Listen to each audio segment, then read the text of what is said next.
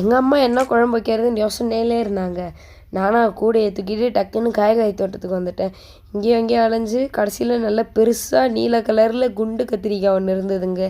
அது ஒன்று பறிச்சுட்டு அப்படியே இந்த பக்கம் வந்து பார்த்தா இங்கே ஒன்று இருந்தது. அதையும் பறிச்சிட்டேன். நீங்களே பாருங்களேன், நிறைய இடத்துல காய் இருக்குது. ஆனால் எனக்கு வந்து பார்த்ததுலே இதான் கொஞ்சம் பெருசாக குழம்பு வைக்கிறதுக்கு நல்ல பிஞ்சாக இருந்த மாதிரி இருந்தது. அதனால தான் இதை பறிச்சிட்டேன். இங்கேயும் 3 காய் இருக்குது, ஆனால் அதை விட சின்னது தான். அப்படியே பக்கத்தில் தக்காளிக்கு வந்து அங்கேயும் ஒரு 4 தக்காளி பறிச்சிட்டாங்க. கத்திரிக்காய் தக்காளி இருந்தால் மட்டும் பார்த்தா அது எப்படி அதை வச்சு குழம்பு வைப்பாங்கன்ட்டு நானும் மிளகா தோட்டத்துக்கு வந்து மிளகா பிச்சிட்டு இருந்தேன். ஏன்னா இந்த மிளகா போட்டால் குழம்பு வாசனையாக இருக்கும். அதனால் ஒரு 5 மிளகா பிச்சேங்க. 5 மிளகா பிச்சுட்டு இன்றைக்கான அறுவடையை இதோட முடிச்சுக்கிட்டேங்க.